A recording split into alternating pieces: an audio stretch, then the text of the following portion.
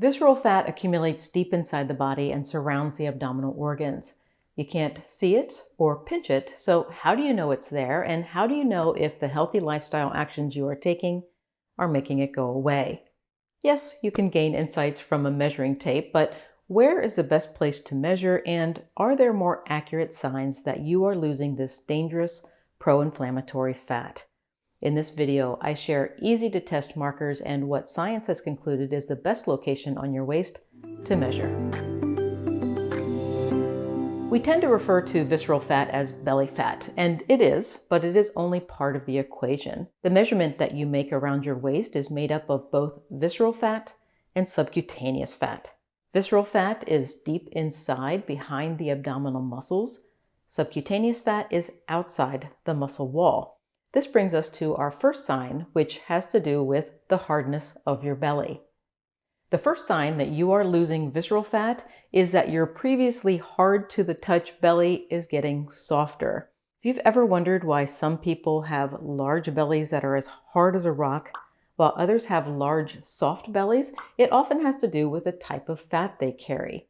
While belly firmness is not a perfect diagnostic tool for an overweight individual, a hard belly often indicates a higher amount of deeply stored visceral fat. This fat pushes against the abdominal wall, making the stomach feel firm or tight. A soft belly is usually the result of more subcutaneous fat, which sits just under the skin and outside the abdominal muscles.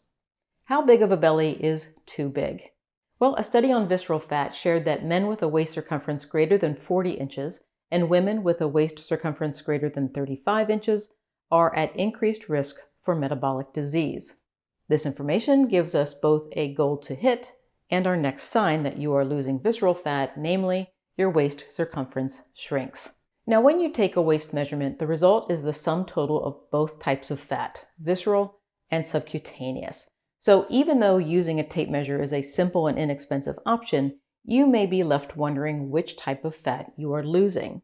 Fortunately, there is good reason to assume that if your waist measurement is decreasing, you are losing dangerous visceral fat. We see from research that when you lose weight, there is a higher turnover of visceral fatty cells in comparison to subcutaneous fat cells. So if your waist is shrinking, you are most likely losing visceral fat. But here's the problem. Where do you measure?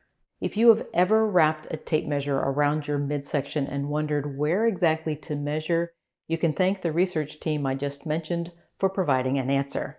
They reviewed 11 observational studies comprising of more than 8,500 participants and found that measuring the waist at the midline between the lowest rib and the iliac crest, or the top of the hip bone, was the most accurate measurement for visceral fat and percentage body fat in both sexes. So take your measurement at that level and watch for it to decrease. I will add that you can measure your waist to hip ratio as well as your waist to height ratio.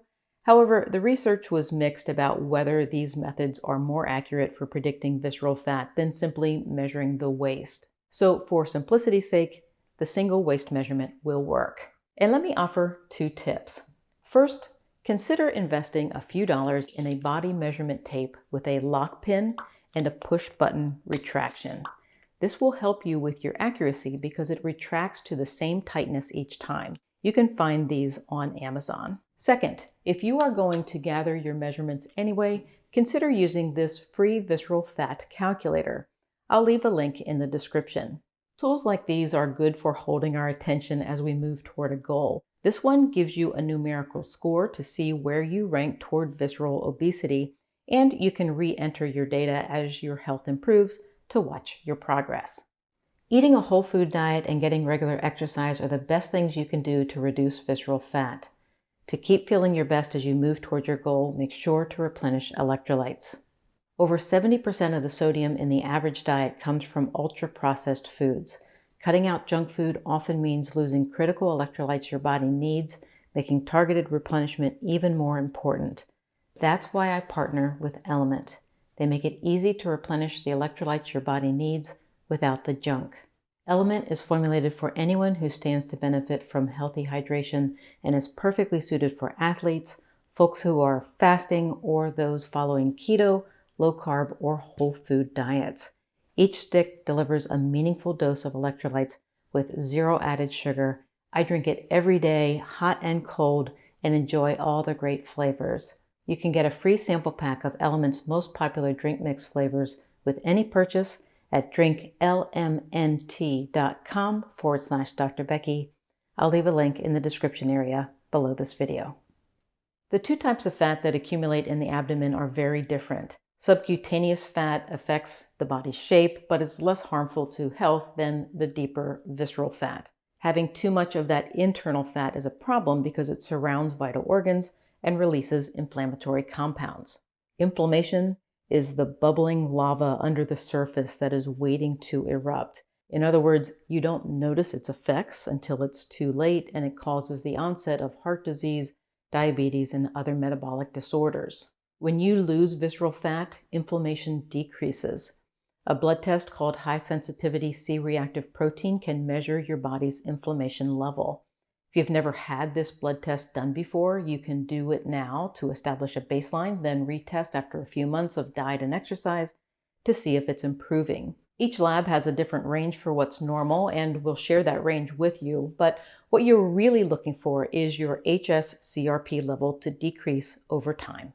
General weight gain is associated with high blood pressure, but visceral fat in particular may be to blame. Visceral fat can contribute to upregulation of the sympathetic nervous system.